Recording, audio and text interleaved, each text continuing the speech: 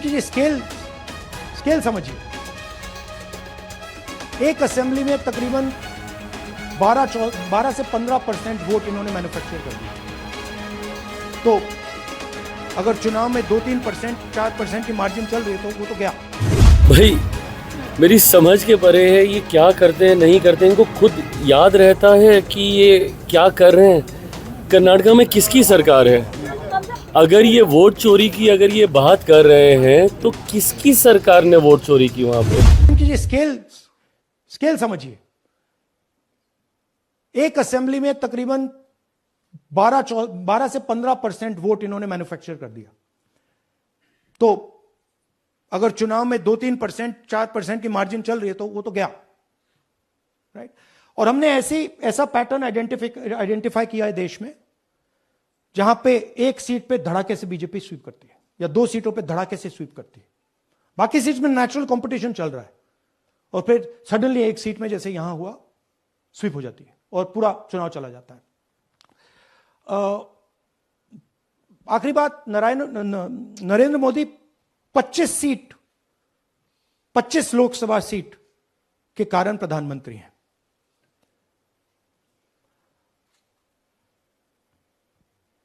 हमें election commission ये data इसलिए नहीं दे रहा है क्योंकि अगर हमने जो यहां महादपुर में किया, अगर हम इसे बाकी लोकसभाओं में करा देंगे तो देश की डेमोक्रेसी की लोकतंत्र का भाई मेरी समझ के परे है, ये क्या करते हैं नहीं करते हैं, इनको खुद याद रहता है कि ये क्या कर रहे हैं। कर्नाटका में किसकी सरकार है? अगर ये वोट चोरी की अगर ये बात कर रहे हैं तो किसकी सरकार ने वोट चोरी की वहाँ पे? ये भूल गए हैं क्या कि कर्नाटका में इनकी अपनी सरकार है? और उसके बाद अगर ये आरोप लगा रहे हैं, इसका मतलब कि जो वहाँ की सरकार है फिर उसको तो बर्खास्त करके वहाँ पे राष्ट्रपति शासन लागू कर देना चाहिए, अगर इनका यही आरोप है। सेकेंडली, जब ये बोलते हैं कि भैया वोट चोरी हुई है, वोटर लिस्ट में धांधली की गई है, अब कैसे इसको ठीक किया जाएगा?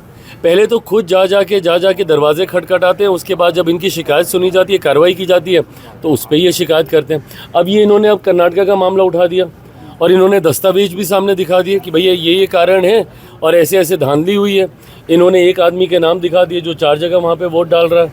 इन्होंने कई आदमियों के नाम दिखा दिए जिनके फादर के ही नाम नहीं है, हाउस नंबर 0 लिखा हुआ, ये सब कल इन्होंने दिखाया। अब इसके ऊपर कार्रवाई क्या होगी?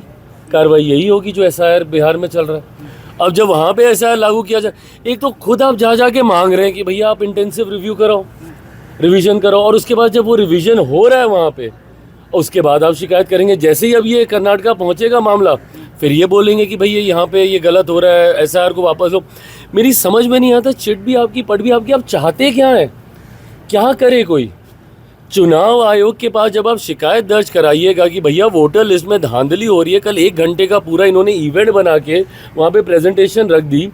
अरे तो भैया आपकी इन्हीं प्रेजेंटेशन से तो परेशान होकर चुनाव आयोग ने ये फैसला लिया कि चलो ठीक है, एक बार फिर से इंटेंसिव रिवीजन हो जाए। 2003 के बाद नहीं हुआ है तो हो जाए। जितने लोग बाहरी हैं, जितने लोग मर गए हैं, जितने लोग duplicacy of the voter list में हैं, उन सबका नाम छट जाएगा। अब जब उसको छांटा जा रहा है तो दिक्कत है। अब इन्होंने कर्नाटका के लिए फिर इन्होंने दरवाजे खोल दिए। अब कर्नाटका की सरकार कितनी सहमत है वहाँ पे भगवान जाने, क्योंकि इनकी अपनी सरकार है। पर दिक्कत ये है, अब जैसे महाराष्ट्र में चुनाव है, अब महाराष्ट्र ये आज तक हमको सुनाते नहीं थकते कि भैया वोटर लिस्ट में धांधली की वजह से हम लोग वहाँ का चुनाव हारे हैं।